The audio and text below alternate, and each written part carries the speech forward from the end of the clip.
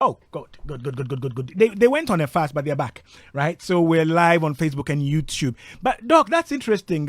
Initial challenges during the first few weeks, even for you, the expert in quotes when it comes to this territory. Yes, usually when you start fasting, the body is a new regimen. It's Okay. a new dietary plan that you are subjecting the system to. Okay. So the body will have to take time to adjust. Mm-hmm. So that comes with some difficulties. Usually, some people will experience some headaches. Some people will experience some nausea and vomiting, dizziness, and all of that. Okay. So, and it comes during the first week or the first few days. Right. But as you move into the second trimester, we have the first 10 days, second 10 days, and then the last 10 days. Right. So as you move into the second trimester, which is the second 10 days, then the body is able to adjust, and then everybody becomes comfortable, becomes so used to the fasting, and they don't really have that effect, that negative effect on them. Okay. But like I was saying, this time around is different with me, maybe because I had psyched myself up and I prepared ahead of Ramadan. Okay. Probably that is why it's different this time around. Right. Now, we hear, and there's that famous quote that the African is incurably religious. So when it comes to religious instruction and all these kinds of things, we take them very seriously, and we believe they are over and above anything else. Now, my reading suggests, and I brought it up last week, that we are advised, to consult our physicians when it comes to fasting and some of these things. You explain it places some rigor on the body.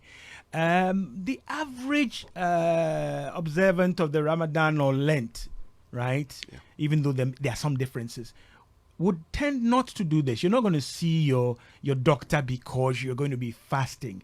Can you comment on that? Is it required, or is it for specific, more vulnerable target groups? Well, to start with, even for a healthy, non-fasting individual, it is good that we do regular checkups. Okay. We see our doctors at least twice in a year. Okay. So that is good even for a healthy person, just to be sure that you don't have any problem, you don't have anything. Because a lot of these conditions, especially the non-communicable diseases, a lot of them are actually silent, right, until by the time they manifest themselves, then there's a huge damage that is being caused. Okay. So that is because of that we recommend and we advise that people should see their doctors. Now, not because of Ramadan, not because of Lent, not even because of Ramadan, regularly get yourself checked at least twice a year. In a year, that is a recommendation. Because all these scriptures, all these holy books make an assumption, and then they make some exemptions. Exactly. But you are emphasizing the point. Make sure you are aware of your health status. Exactly. Okay. But when it comes to a person who is preparing to undertake this spiritual activity, then it becomes even more important for you to really check yourself and make sure that you are okay. Right. Physically, to embark on this crucial exercise, because it has a lot of implication on our body metabolism. Okay. And the conditions that we have really emanate from disruption in the body's metabolism. Okay. So how the body metabolizes and processes various things in the system will bring about diseases and all that. So if you are going to undertake an exercise that is really going to interrupt the system that much, so you better check your health. Okay. And for the person who is having any ailment, who is not well, especially having any of the non-communicable diseases or having ulcer, it becomes imperative for that person to see their doctor before they embark on this exercise. But just like you are saying, there are exemptions for those who are not fit to undertake this exercise. And people usually sometimes they don't take it that seriously, and it's a problem. Because anything that the human will do that will become so harmful to self, to the body, then it becomes prohibited. So if anything is prescribed for us to do, there are exemptions for those who are fit to do. If doing it will bring about some negative implication on your health or will result in some kind of harm onto you, then it becomes something that is prohibited for you as an individual to do. Great. So, for example, taking sugar, is okay for a healthy person, somebody who is fine. But if you're a diabetic and you are advised against taking sugar, and you go ahead and take sugar and it results in your death or severe complications, then you will even be held accountable for causing that harm onto yourself. Okay. Yes. Right. 18 minutes past the hour of 2 on Joy 99.7 FM with me, Nortey by Nature. The program is Ultimate Health, your ultimate guide to healthy living, this and every Sunday, 2:05 on Joy 99.7 FM. You just heard speaking Dr. Kasim Abdullahi. He's a specialist in nutrition and dietetics. Am I getting it right? Yeah, that's right. Yeah, dietetics. Dietetics. Right. Right. All the co-minis that you put into your body and what they do for and to the body is his terrain. We're talking about the impacts, the benefits and challenges of fasting, whether it's Ramadan, Lent, or whatever. Right. In this instance, it becomes or constitutes intermittent fasting, right? Short periods on and off of restraining from food and drink and other things, and then you come back to the system. So we're talking about fasting, the good, the bad, and some will say the hungry, right? That's what we're talking about. WhatsApp is 055 1111 997. Well, happy to announce that Facebook and YouTube is live and streaming this Palm Sunday, yes, so you can get to tune in as well. Let us know your experience online, whether you're able to catch us loud and, as some people say, clear. Yeah, Joy 99.7 FM. We've just been joined by the Nungwamanje. Right, the Nungwa neurosurgeon, Dr. Hadi Abdallah. And he has so many fans. Ridwan was asking me from afar that he'd heard and he'd seen it on other platforms that we discussed this last week. But we had some challenges with online streaming. So many of the groups, be they Islamic groups and other, didn't get the chance. So I'm hoping that all of them will be aware today as we continue. You're welcome. Thank you. Right. Chale will hear me. But how's it going for you? Doc was just sharing with me that, first 2 weeks, Chale, it's a bit turbulent. It's like a plane powering for takeoff. You want to hear the ping, seatbelts off. Yeah. How's it going with you? I mean, you're a practicing Muslim, both of you. You've been doing this for some time, but share the experience with my listeners. How's it going so far? Yeah, I think for me so far, it's had an easy effect on my body. Okay. I think compared to the previous years, I think this year has been quite good. I think the weather too has been quite okay. Okay. And I'm not spending a lot of time also in the sun, so that has also been very good. Essentially, you're looking after yourself as well. Yes. And I really feel stronger. Okay. At this moment, I can see some of my abdominal fat are going down. I'm able to do more press-ups. Okay. Are you trying to say that the prophet dislikes obese people? For you, it might be an important indicator or objective. But that's what I'm just, Yeah, I mean, if you look at the prophet and his lifestyle, he spoke against, like we said, overindulging in food. He encouraged people to do a lot of exercises, including even our children. There's one thing I always say about the makranta that I attended, where the teacher told me or told most of us that playing football was haram. Okay. Haram means like forbidden. It's a sin. It's a taboo. And so people will write your name, they see you playing football. And then I was one day invited by Cape Coast University, the Muslim Student Association, to discuss the health aspect of Islam to them. And during my research, I found many things that during the delivery, they were all shocked, where the Prophet was admonishing parents to allow their children to engage in sports, horse riding, swimming, But these are things about Islam that even our everyday preachers will not talk about. And there were so many things, even including our sexual life, which has been extensively discussed. So But I would say that well. I feel really good. Yeah. Okay. If you have any questions, concerns to share, WhatsApp is 055 11 11 997 Ultimate Health on Joy 99.7 FM with me, Nortey by nature.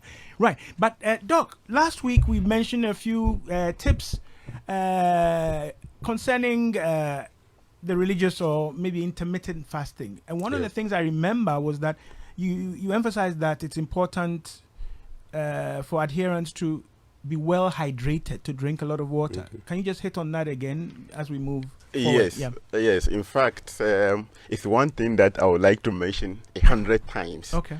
During this period, a lot of people usually are not able to drink a lot of water, especially during the time we have our suhoor or the pre-dawn meal. Okay. And also because during the day, they won't have any opportunity to drink water. Right. So it becomes a problem. Dehydration is a common problem to the fasting person. Okay. So our advice and recommendation is that, instead of indulging in snacking habits during the night, a lot of people, those who fast, especially the youngsters, they sit at the bases and they chat and they, engage in consumption of these frizzy foods and all of that. Instead of that, they should take a lot of water. They should take that opportunity to rehydrate the system. Okay. So they should take water as much as possible during the night, so that at dawn too they can have some water. And then when we break our fast, we have to take water. And actually that is a recommendation of the Prophet, that we should break our fast with dates and then we have some water. Or if you don't find date, then water is the next option to break your fast with. So that tells us the relevance of drinking water. And even for those who find it difficult to eat in the morning, the Prophet admonishes us that even if it is water that you will get up and have and drink, it is good for you than to say you can't take anything in the morning. So on the tail of that, let me ask you, so if a person is becoming or is actually dehydrated, are there any telltale signs? How do you know you are dehydrated? How do you know you haven't taken enough water? Okay. And answering that, I'd like, one or both of you to comment. When we say take in water or be well hydrated, right? Are we referring to H2O, water, or fluid? Of other kinds? Yes. So I think signs of dehydration include, the first thing is headache, really. Especially during the month of Ramadan. And also, if you realize that your urine has become colored, then it means that you are not hydrating enough. Or if you realize that you have frequent dry mouth and throat talking even in the afternoon during the day becomes so difficult, it means that you didn't have enough water. So these are the signs. But the most important one is the headaches, because that is what will really indicate, alert you that you didn't have enough water. And even for the non-fasting, if anybody has frequent headaches, they should check their hydration system, how much water they take. That may just be the problem. I used to have that problem, like a quarter of my head will be aching and all that. When I got to realize that dehydration can cause that. It's related to being dehydrated. Does it come with, is it accompanied by or associated with dizziness? Yes. So it is also associated with that. Yes. So once I fixed it, now I drink a lot of water. I don't remember the last time I've had that kind of headaches. So it's very important for us to drink water. And some people find it difficult, like I said, to just take the H2O, like water, just pure water.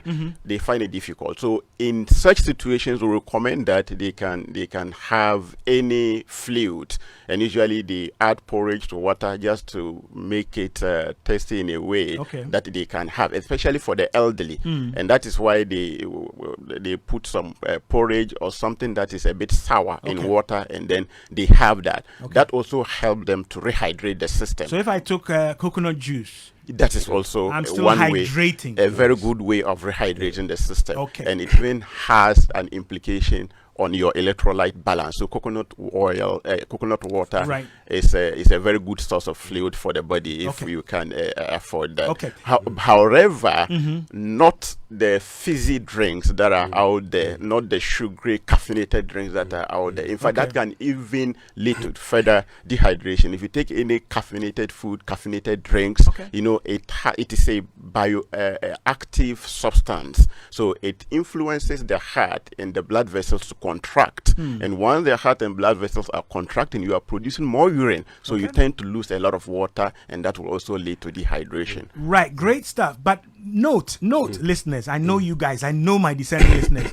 Doc said that he had challenges with headaches, and after addressing his own hydration, he hasn't had that. That doesn't mean that drinking water or hydrating solves or cures headaches. Exactly. Yeah. Headaches can be considered a symptom Yeah. of many other things. things. All right? Exactly, yeah. So I don't want people to now, and therefore I will not seek attention for my headache. If you have any questions, concerns, it's 29 minutes past the hour of 2 on Joy 99.7 FM. The program is Ultimate Health, your ultimate guide to healthy living. We're going deeper into the topic of... Let me just, if I could add something about just a second. The topic of the benefits and challenges of fasting, right? The health benefits and challenges of fasting.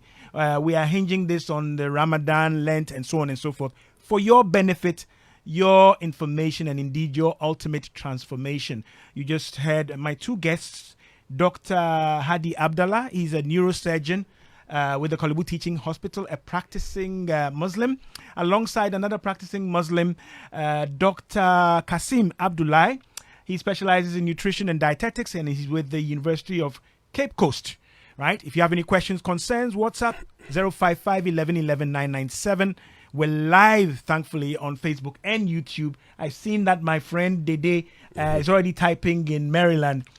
Dede, at least I'm happy to announce that you're one person who doesn't fast when it comes to ultimate health. And you're always welcome. We hope everything's well with you. Does fasting not have any effect on the kidneys, especially? What about dehydration? Okay, we just talked about that. Drinking water flushes your system. So in a way, we've done part of that. She's talking about the impact on the renal system or the kidneys. We'll come to that. Yeah, Hadi, we're going to add something. Yeah, I was going to add something to what Dr. Kasim mentioned about the symptoms of dehydration.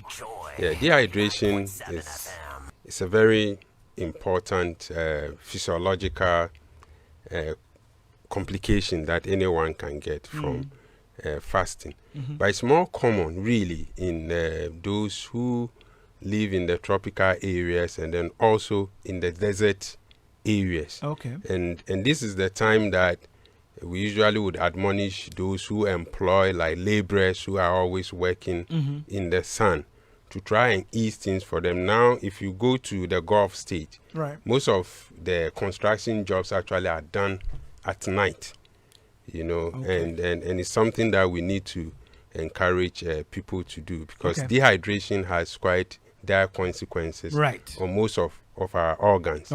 You know, and what he mentioned are usually like the early ones, the skin where there will be dehydration and all that. But eventually it can affect like the kidneys, as has been mentioned. And if you have someone who is susceptible to forming kidney stones, like those with sickle cell disease or those who genetically have that susceptibility, they can easily form kidney stone during this period. So it is very important that the advice he gave about taking water early is important. And really, it's a religion that also, it's not like a straitjacket, you know, where everything is fixed. If you are dehydrated and there are signs that it is becoming problematic, you should seek help.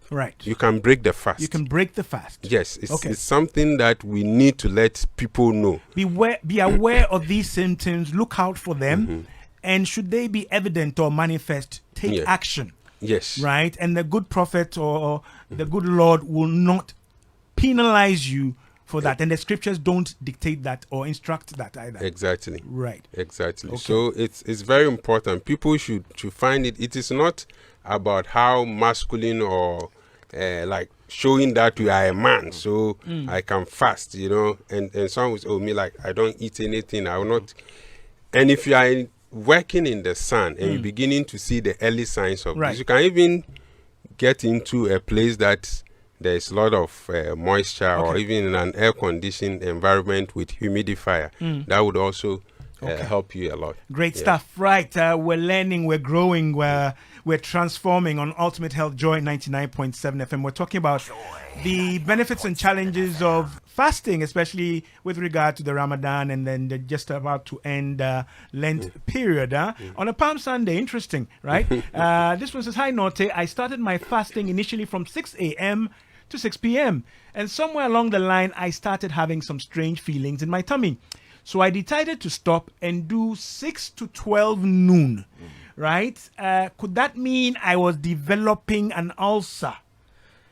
Okay, yeah. So it could... he doesn't, or he or she does not describe the feelings, though they are qualified as strange tummy feelings, right? And then they've taken this action, but they're asking specifically about ulcer. Yeah, it could be that the person already is predisposed to, for example, having gastritis, yes, but the general language we use is ulcer, but there's a difference between ulcer and then gastritis. And I'll take this opportunity also to advise people not to always say that, oh, I have ulcer. If you think you have ulcer, or someone has told you that you have stomach ulcer and you've not done endoscopy before, then I will advise you use this advice and use this platform really to educate people that try and have endoscopy done. You can see your doctors, because some of the ulcers are actually cancers. Right. Some of the stomach. So what you're suggesting, Dr. Abdallah, is that this person who says strange feelings in my tummy has not investigated this, right? But they've taken what they think to be remedial action, right? And they're asking now, right, over the airwaves, whether it could indicate that they have an ulcer. What you're saying is get it checked out. Yeah, get it properly, checked out. It's very professionally, right? It could be indicative of many other things, right? And it may or may not be to do with the intermittent fasting at all. Exactly. Right. Exactly. Great stuff. 35 minutes past the hour of 2. This one says, God bless you for your good work. I am a pastor and I'm sad that you didn't invite any ministers of the gospel to share the aspect of Lent. You see? This is Ray listening from Toronto. Actually, we just expanded the scope because the lessons are generic, okay? And it wasn't about the religious faith. It was more about the impact of fasting, okay? Because we were doing the Ghana month, I decided that, we looked at many aspects of our culture, and I took this slice from the Islamic faith. So do forgive us, but I do hope and pray that you are benefiting, and I'm glad you're listening in Toronto, right? So yeah, that's the reason why I don't have any ministers of the faith, but hey, you're free to call in. My phone lines are 030-221-6541 Ghana. Yes, you can talk to us or make an input. Right. Good afternoon, Nortey. Welcome to my home. Hey, oh yeah. In Afienya. Charlie, this home, man. Send location. Right, but I'm glad you're always tuned in, as are many of our other discerning and loyal listeners. Now, let's come back to some of the things we learned the last time. So there's a pre-fast meal. That's a who. Yeah, right? Right. That you kind of do departure formalities. You eat before the fast period, right? From dawn to dusk. Yeah. Okay. We cautioned listeners about overdoing this, and also making sure that you are taking the right types of food, nutrient-dense food, and so on and so forth to sustain you over the period. Okay. Now, then you have the period where you are abstaining from food and drink till sunset. right? Yes. Okay. During that period, you are debarred from taking anything else. Okay. So those who say they get, all sorts of uncomfortable pangs and they feel hungry or they feel this and that, what happens to the body, first and foremost, before we look at any religious implications? But what happens to the body when it seems to be signaling hunger? Right? And you refuse. It's like your petrol gauge light is on and you say, I will go. What happens to the body where physiologically it is signaling that, hey, things are not okay, reload, top up? Do you face any consequences, or have you packed enough, or is it an indication that you didn't pack enough for the sahur to sustain you? Okay, so thank you very much for that question. But before I come to that, somebody asked a question whether fasting has implication on the kidney. On the kidney. Yeah.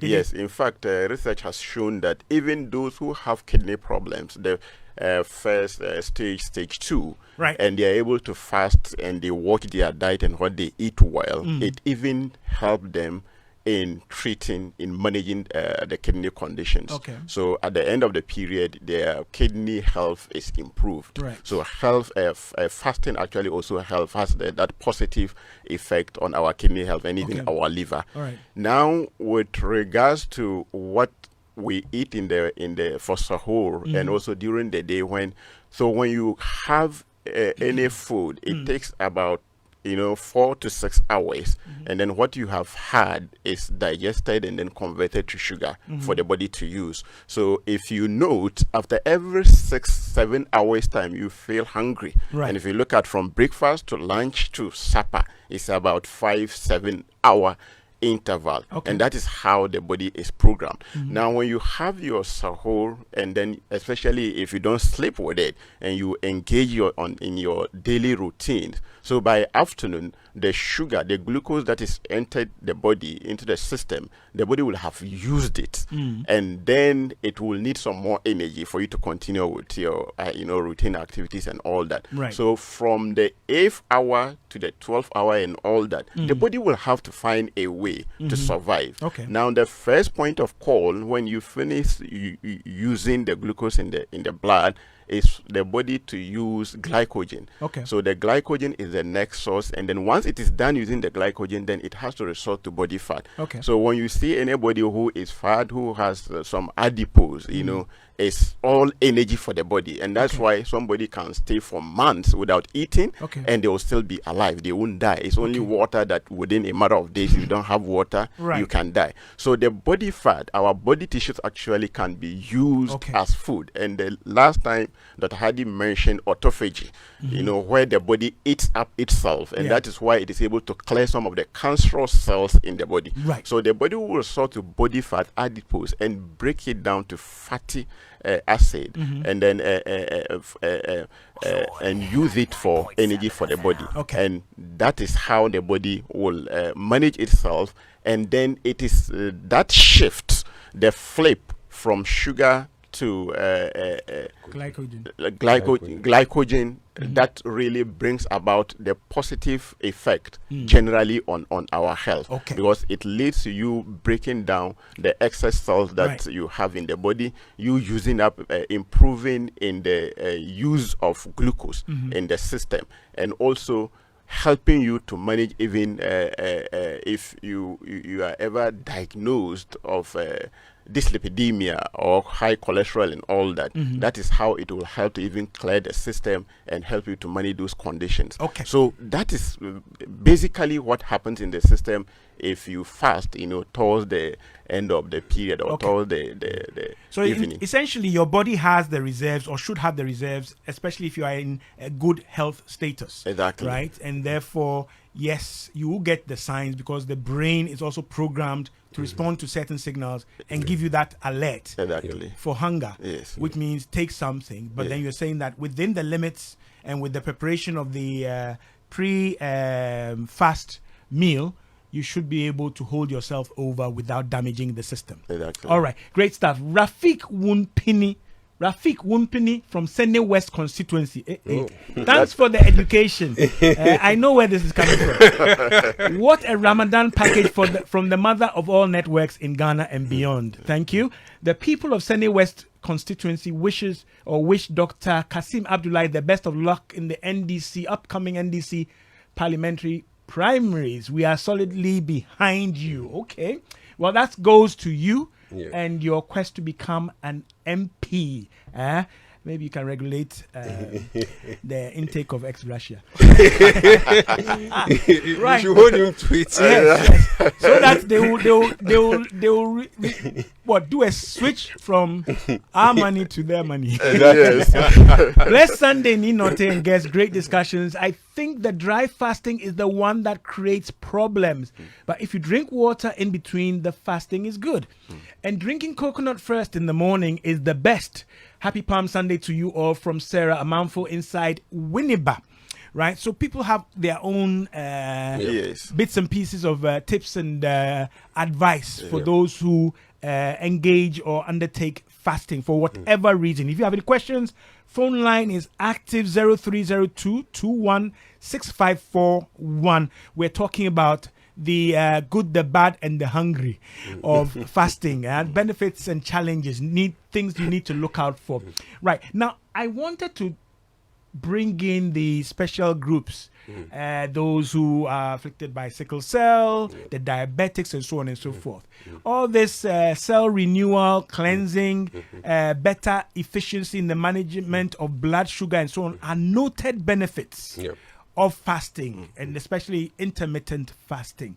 But any words or concerns or cautions for persons in special groups, right? If you are hypertensive, if you are diabetic, if you have sickle cell and so on, are there any special concerns for these groups of people who may obviously fall within the religious groups we're talking about, or who for other reasons may undertake a fast? Yeah, I think that the Quran mentioned certain people who are exempted. For example, those with nursing mothers. Nursing mothers, for example, pregnant. I think the pregnant women were yes. So the issue of pregnant women is not like straightforward. Okay. You know, it's something that is subject to interpretation by the scholars. So there are some scholars who think that pregnant women should not fast. Some also think that if you are a pregnant woman, you are capable, you should be able to fast. Okay. You know, but of course, I mean, for now, Muslims have also ventured into research. So some of these Islamic medical associations, including the one in UK, have all conducted like researches, and they've realized that the effect on pregnant women is not as dire as people initially thought. Okay.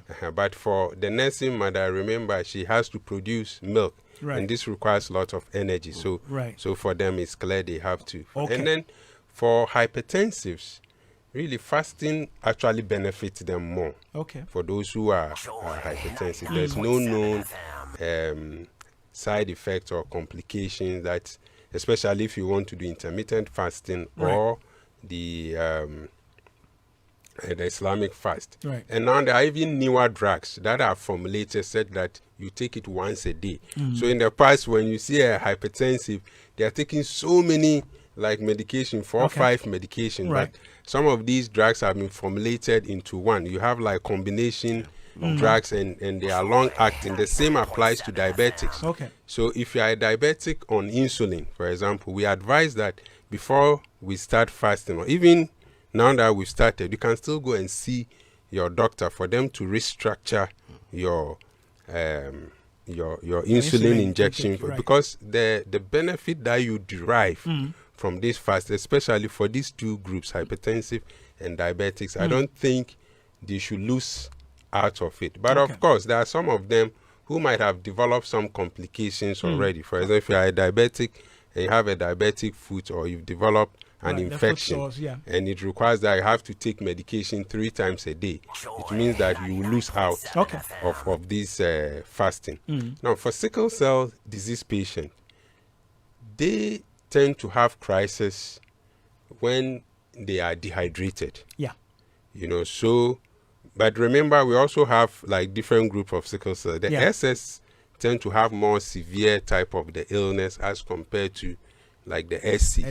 And they know over the years whether they are able to withstand dehydration better or not. Okay.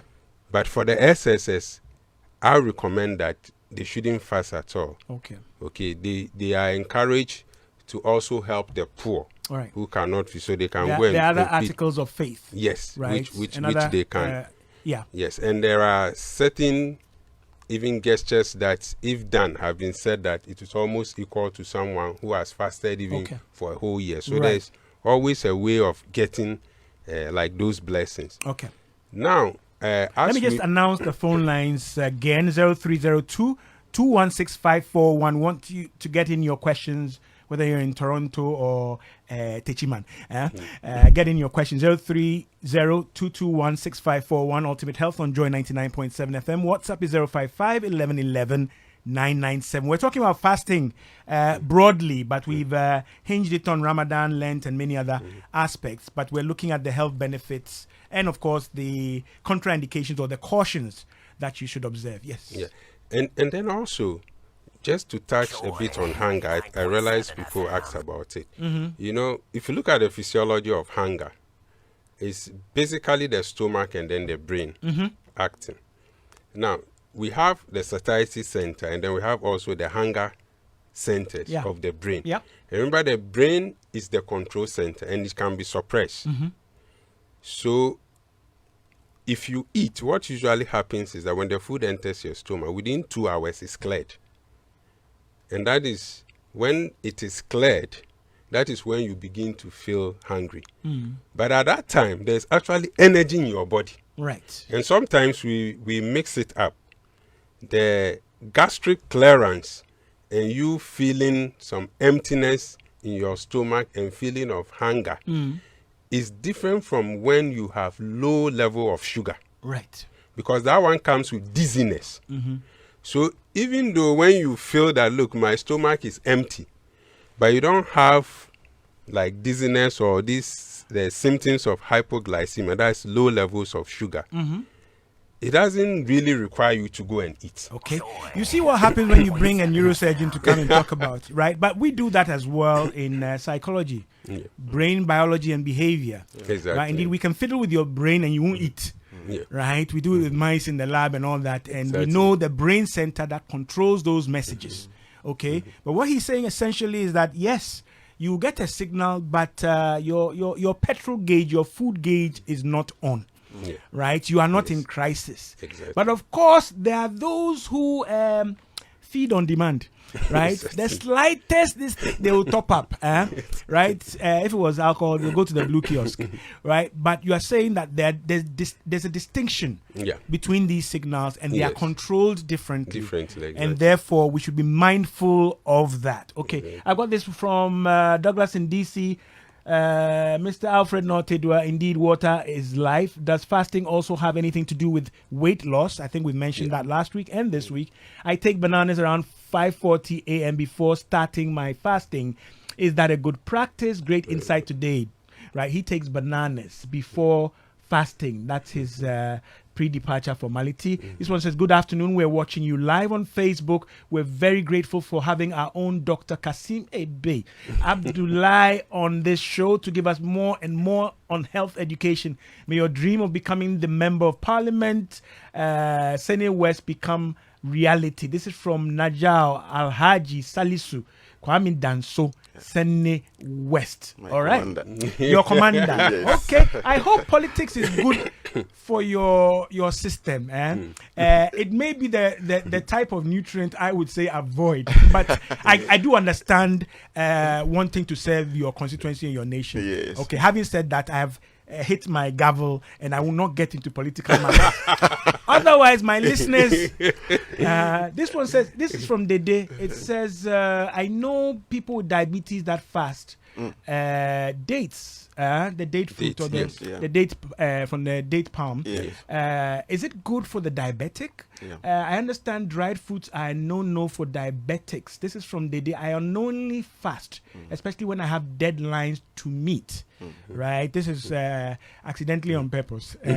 But she does drink a lot of water. She wants your comment on this. So dates are nutrient dense, right? Last time I asked you for the local name. I forgot the name. Dabino. Dabino. Is that in Hausa? Or what language is that? Yeah, I think it's in Hausa. But all the languages. All the languages. That's what we use. Dabino. We say Dabino. Dabino. Okay. All right. If you know any Akan or Ga name for dates, or the date palm fruit, let us know. She's asking about its constituents and whether it's good for diabetics. Yes. So let me even add a bit to the pregnant woman and then just quickly. Those who are we have about 8 minutes more. Okay. Who are breastfeeding. So when a woman is pregnant, we have the first trimester, we have the second trimester, and then the last trimester. Now the first trimester, the nutrient requirement is not so different from a normal person. Okay. So during that period, the person can fast without any implication. I was going to ask whether this was sensitive to the yes. But during the second trimester, there is an energy increase by about 300 kilocalories, and during the last trimester, it's about 400 to 450. So it becomes very important for them to watch to be sure that they can fast before they do. And like Dr. Hardy mentioned, for the lactating mother, they need about 500 kilocalories energy more to be able to breastfeed their children. So for them, they have to really make sure that they satisfy that before they can engage in fasting. Now, dates and dabino, it's good for a diabetic person because it is rich in nutrients. It is also rich in fiber. Now, for all fruits, because they contain sugar, so it is the quantity that is of more importance to us when we are engaging our patients. So it is how many of it that they take. So about 2-3 pieces will not cause any harm, but it is of course rich in sugar. Some people, once they break their fast, they bring a bowl of dates and they start to consume and drink water. For a diabetic person, it is not a good thing to do, but the person can have just 1 or 2 or maximum 3 pieces, and that is fine for that person. You see, when he starts talking about what you meant 300 what calories? Kilocalories. You see, when you start using the technical terms, then I'm thinking that this man is going to sit in parliament and all this. Anyway, yes, Daniel says date palm is known as ago in Ewe. Thank you so much. Right? Here, you see, this is we are also learning the dial of distinction, right? And then dates is called Achrisua Infanti. Bernard A. and Siwa in Bahrain sends that. Okay, right? Let me say that again. Achrisua Infanti. Now, the reason I wanted this is because typically it doesn't grow in our part of the world. I did read something about it being grown in Wale Wale. In some document. But people, once we have a name for it, then it does exist here, and the people are aware of it. It's very, very good nutritionally, right? And we are trying it actually in Kolebu. Okay. We brought some few fresh ones. When you say you're trying it, what do you mean? Growing it in Kolebu? Trying to grow it here in Kolebu now, to just see whether. And it's actually coming up. Really? Coming up nicely. Okay. All right. Many people, when they hear Kolebu, they think only of the hospital. Hadi has a farm somewhere. You don't know. All right. Great stuff. So we're learning that there are benefits, but there are a lot of challenges and cautions we should manage and we should be aware of. Right? In wrapping up, I know at the tail end, for the Muslims, right? Correct me if I'm wrong, but that's where we have the Idul Fitr. Okay, I'd like you to pronounce it before I get it wrong, which is the feast after the fast. Okay, we have a few minutes left, but after doing this to my body, on off, like Dumso, and Yaso light off, Yadum light off, and all those kind of things, and then party, return to how things were. Doesn't that confuse the brain, the stomach, and all the communities in between? We understand the religious observation and celebration, okay? and all the things that go with it. But what are the dangers of doing this to my body? Harnessing and getting the benefits you talk about, and then I go and splurge in the name of religious celebration. So the VAR, how does it look at the end? Okay. So I mean, before I come to that, please let me caution those who have diabetes. They can also experience a term that Dr. Hadi mentioned earlier, hypoglycemia. That's right. So when they are fasting, their sugar levels can become very low. During that instance, they have to break their fast immediately, and that is when they begin to feel dizziness. They begin to get confused about their surroundings. So they should know that those are signs of hypoglycemia, and immediately they have to get some sugary food, a drink, or they can even add some sugar into water, dissolve it and drink. So that is very important. Now, coming to fasting, and when we break our fast, in fact, doing it for a day, and then if it were done properly, that wouldn't be a problem, because you have undertaken this spiritual activity a month long. It is something that we should celebrate, but like the guns hooting at hunger. Yes, but it has to be moderate.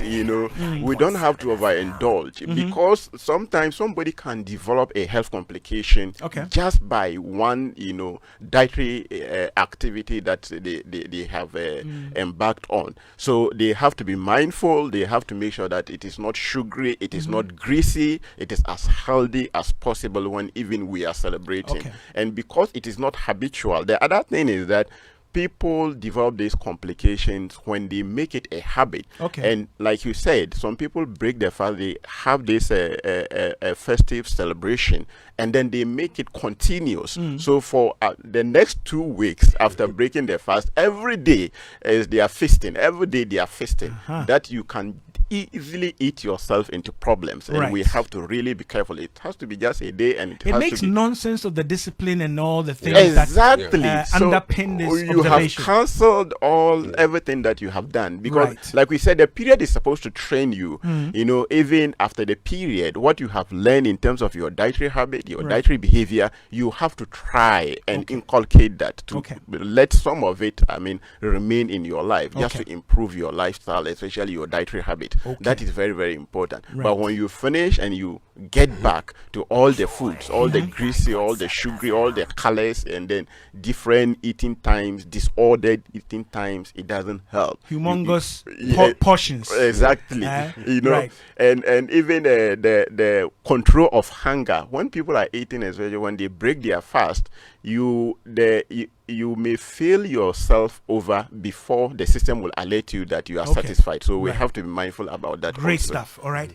Wow. All too soon we are out of time. This one says they grow, referring to dates, in Winneba and other coastal towns in Ghana. But the sizes are smaller compared to the ones in the Gulf countries, right? So we're getting a lot of information. It's available. It's out there. It's like years ago when I did the HIV training in Uganda, and there was a lot about, what's it called now?